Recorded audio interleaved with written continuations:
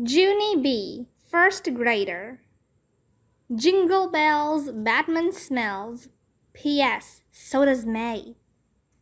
Written by Barbara Park. Chapter 7. Doing the Math. That day I ran home from my bus stop speedy fast. 'Cause Wednesday is Grandpa Miller's day to babysit my baby brother Ollie. And when I need money, Frank Miller is the man to talk to. I yelled for him at the top of my voice. "Grandpa Miller! Hey, Grandpa Miller! I need you, I hollered out. He called up from the basement. "Junie B., is that you? I'm down here with Ollie. We're fixing the dryer." I hurried down there as fast as I could. Ollie was sitting in the laundry basket. He was hammering his shoe with his red plastic hammer. I patted him on his head. "Ollie has a screw loose, I think."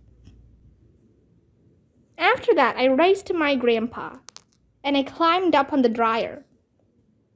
"I am so glad you are here, Grandpa Miller. On account of Friday, I have to buy gifts at the school gift shop, and Mother is giving me $5. I grabbed him by his shirt collar. "But I need more, Frank. I need $5 whole more, 'cause 5 and 5 is 10, and $10 will buy me everything I want." My grandpa did a chuckle. "You sweet little girl, you don't need to spend a lot of money on gifts for Grandma and me," he said. $1 apiece is just fine, and I'm sure your mother and daddy and Ollie feel the same way." He put me down from the dryer. "It's not how much a gift costs that makes it special, Junie B.," he said. "It's the thought that counts." I looked and looked at that man. I was not making myself clear, apparently. "Okay, here's the deal," I said. "Grandpas have to give their grandgirls however much money we want. It's the rules." Grandpa Miller raised his eyebrows. "Oh, it is it?" he said. After that, he chuckled some more, and he went behind the dryer again. I scratched my head. This attitude was throwing me for a loop.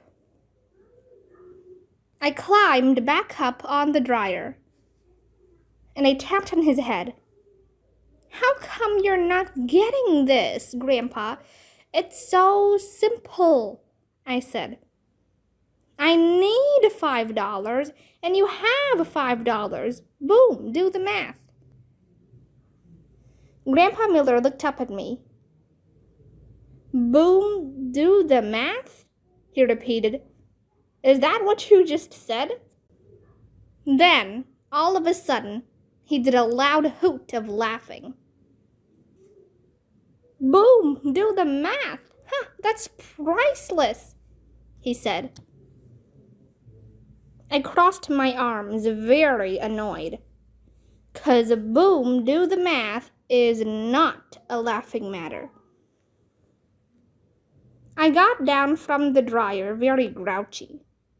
"Oh, just never mind the whole thing," I grumped. Then I started to go upstairs, but Grandpa called me back. Whoa, don't go away, Mad," he said. I turned around. And wait till you hear this. That man was taking money out of his wallet.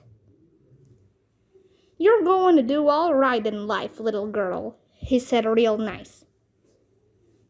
And then he gave me $5 whole. "Thank you, Grandpa, thank you," I said. Then I gave him my biggest hug ever. And I ran upstairs to tell Philip Johnny Bob. Philip Johnny Bob is my bestest stuffed elephant.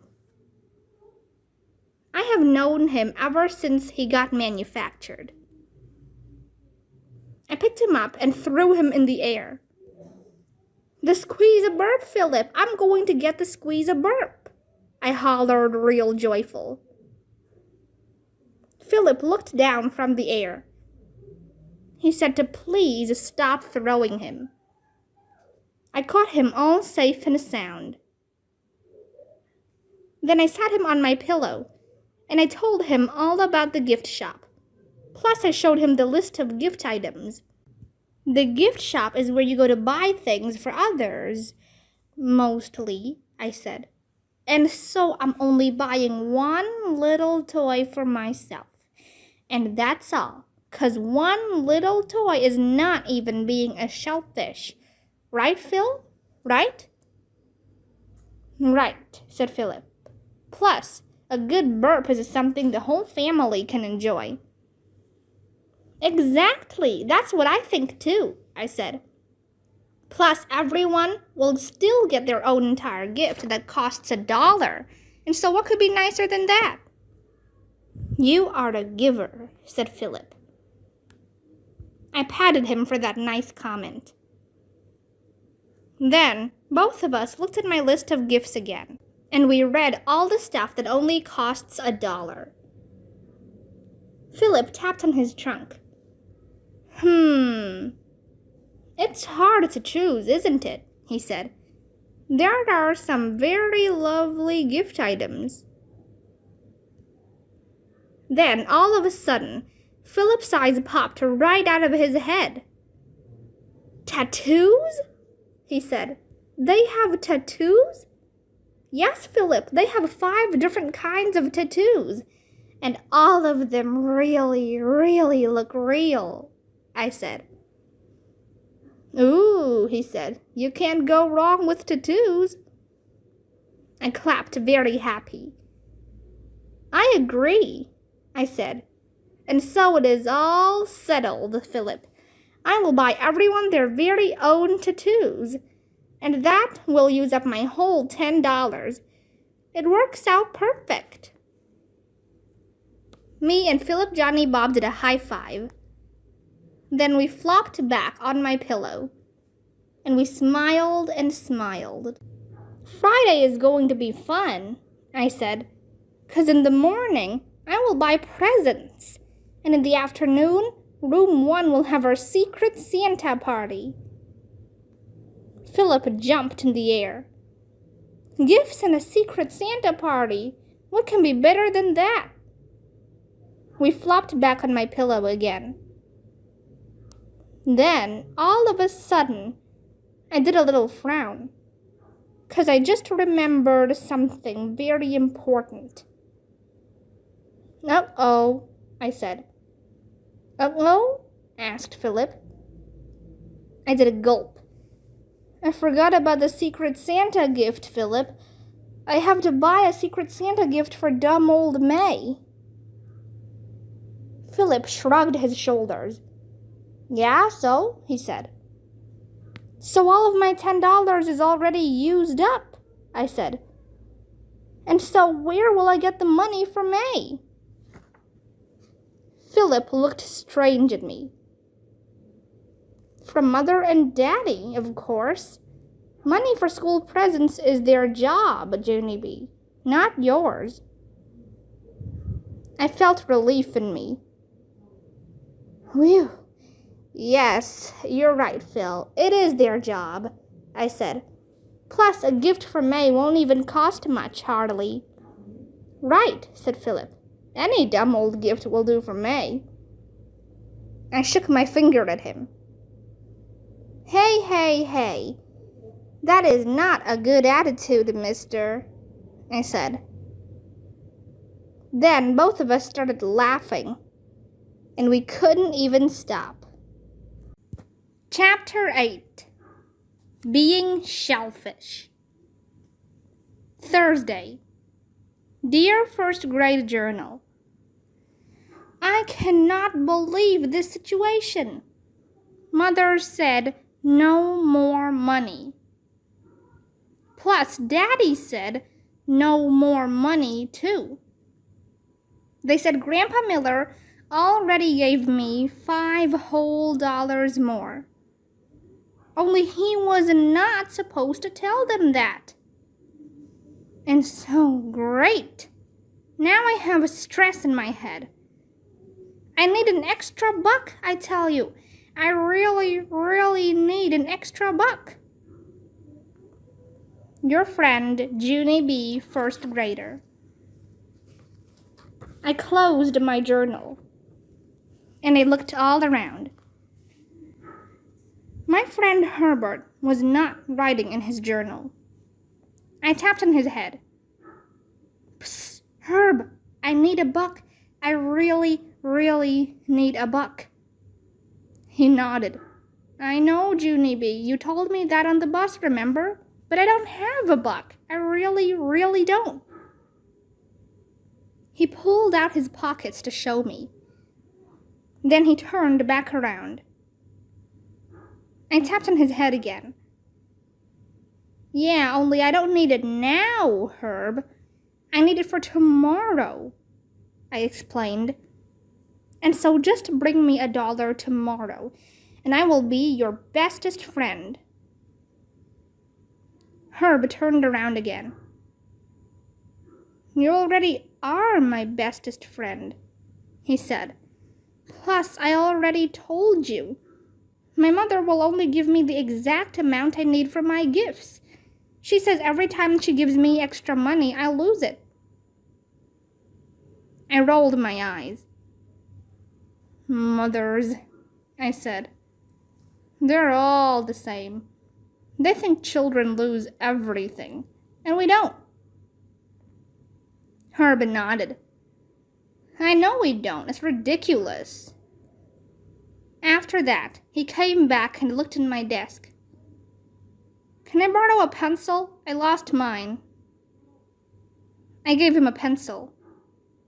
Then I reached across the aisle, and I tapped on Lenny. Psst, Lenny, I need an extra buck tomorrow. Can you bring an extra buck? Huh, Lenny? Please, please, please. Lenny shook his head. Sorry, Junie B., but my parents are tightwads. I've never had an extra buck in my life, he said. Jose turned around and nodded.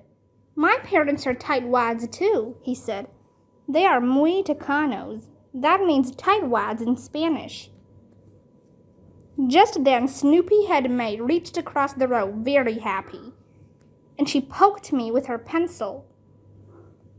Ask me, Junie Jones, ask me, she said. My parents aren't tightwads. I always have extra money. She reached into her backpack. I have 2 whole dollars with me right now. Want to see? She took out a shiny plastic wallet. And wowie, wow, wow. There were 2 whole dollars folded up in there. See, said May.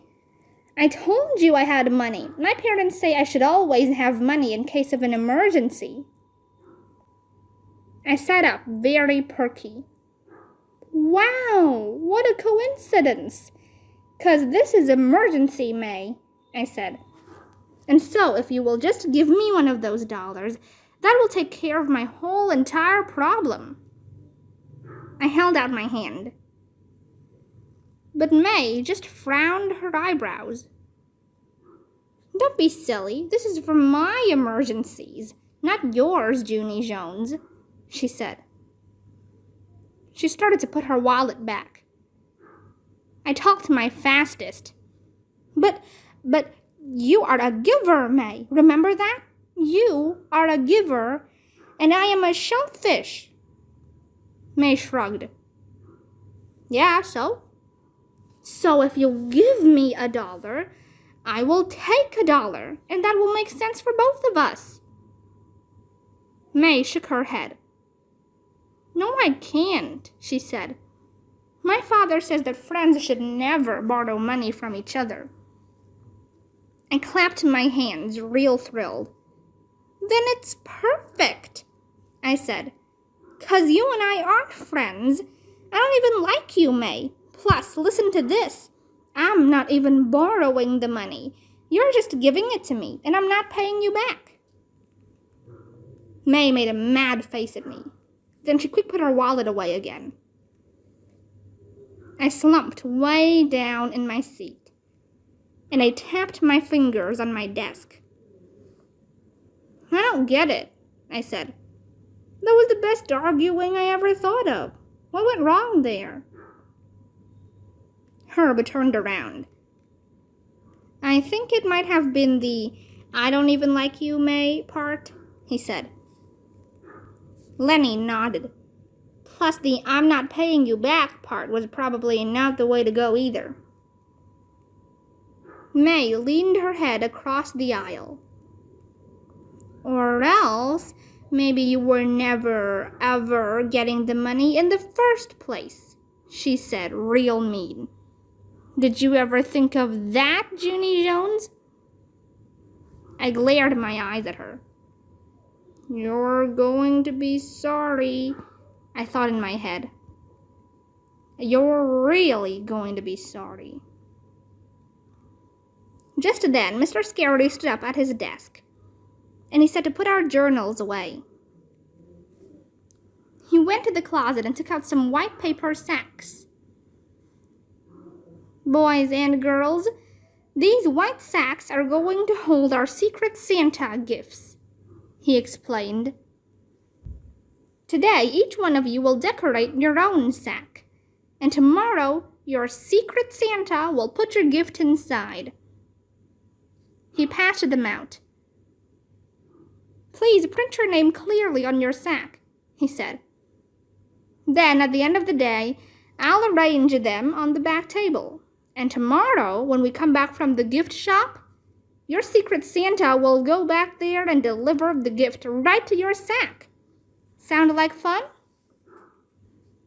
Room 1 clapped, real happy. Fun, we said. Really, really fun, said May. She jumped up from her chair. Thinking about Secret Santa Day puts me in a happy mood, she said. Even Junie Jones can't ruin my Secret Santa Day tomorrow. After that, she skipped around her desk, and she sat back down again. Then I glared at her some more. Oh, yes, I can, May, I thought again. I can ruin your day, but good. I crossed my mad arms. I would think of a way, no matter what. I stayed mad at May for the whole rest of the day. 'Cause that meanie girl didn't even deserve a Secret Santa gift, I tell you. She didn't deserve any dumb gift at all. I rode the bus home very grumpy. If I was the real Santa Claus, I would give May coal in her stocking, I grouched to just myself. That's what she really deserves. She deserves coal. Just then, I sat there very still, and I did not move my muscles. My brain rewinded itself. Coal. She deserves coal, it thought again. Chill bumps came on my arms. I sat up straighter. I am a genius, I think. I zoomed home from my bus stop as fast as a rocket. Then I ran in my front door, and I ran out my back door, and I stopped at Daddy's barbecue grill. The barbecue grill is where Daddy cooks hamburgers and hot dogs, and there is a big bag of coal there. I reached in my hand, and I pulled out a lump. Then I rushed to my room speedy quick, and I showed the coal to Philip, Johnny, Bob. Coal, coal. I got coal, Phil. See it? Huh? See the coal? Coal is what the real Santa Claus gives mean children. And so that is exactly what I will give May. Philip stared at it, very curious. Yeah, only here is the problem. That's not exactly coal. he said. That's called a charcoal briquette. I did an annoyed breath at him. Yes, Philip, I know it's a charcoal briquette, I said. But I saw a picture of coal before, and it looks exactly like this, kind of. And so May will not even know the difference. Philip looked at the coal some more. Oh, I get it, he said. The coal is to teach her a lesson, right? Right, Phil, I said. That's how come Santa thought of coal in the first place, to teach bad children lessons. Philip grinned. Plus, after May learns her lesson, she can grill herself a hot dog, he said. I laughed out loud at that funny guy.